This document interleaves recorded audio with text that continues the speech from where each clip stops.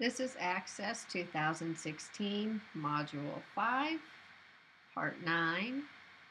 In this segment, we're going to be working with another one of our query wizards. This time, we're going to be using the Find Duplicates. So let's go back into our Access database. I want you to keep in mind that finding duplicates may sound like you're only looking for errors, but it could be that the duplicates are not necessarily errors.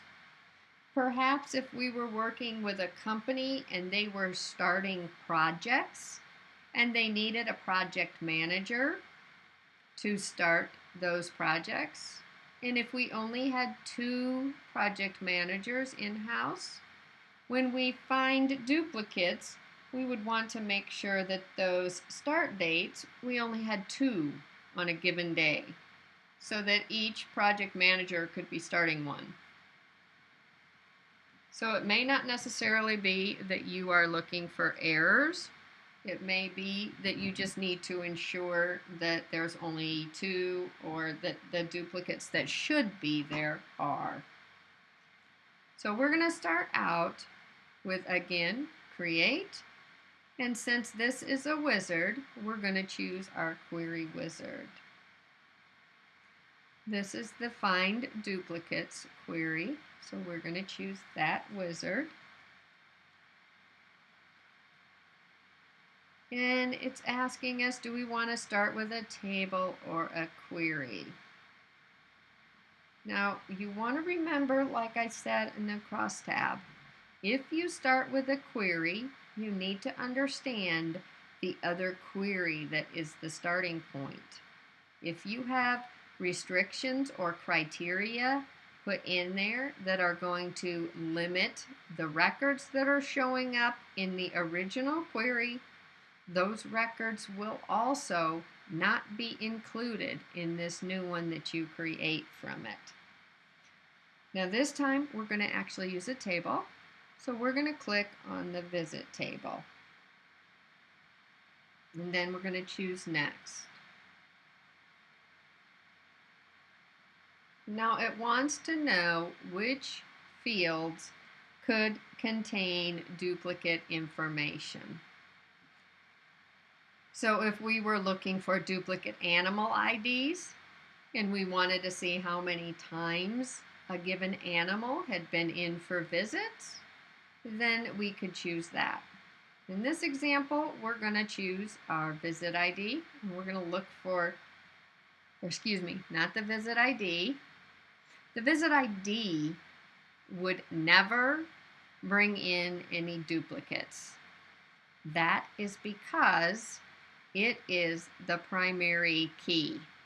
So you also would never get any duplicates if you inserted all records, because Access forces this primary key to be unique. So you wouldn't want to do that. We're going to choose visit date. Then we're going to choose next. Now, even though this screen looks the same as the last one, it has a very different explanation. It says, what information do you want to show in your query results in addition to the field that you already picked as a duplicate? So on this one, it's fine to say display all of the other fields and use the double arrow. Then we're going to say next, and we have to give it a name. So we're going to call this query duplicate visit dates. Now obviously, if I'm running a business, I'm going to expect to see multiple visits on the same date. I certainly would not assume that I'm only going to see one animal per day and make any kind of money. So we would expect to find duplicates when we run this query. So I'm going to click Finish.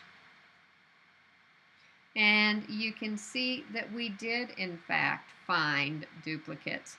So this would allow us to see how many visits we had on each given day. Okay.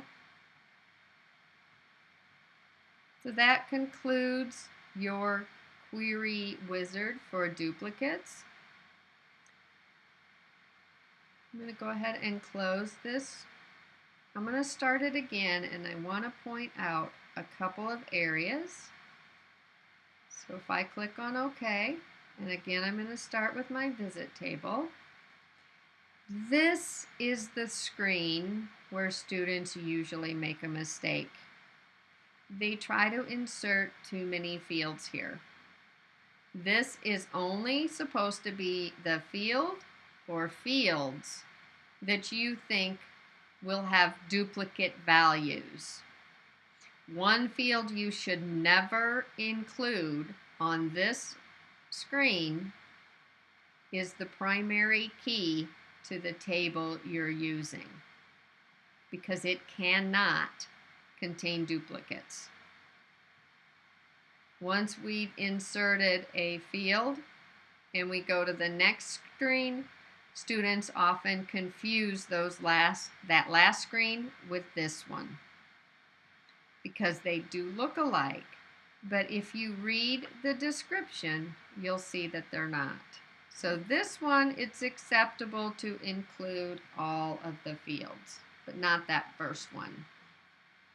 I'm going to go ahead and cancel this. And that concludes our creation of the Find Duplicates query.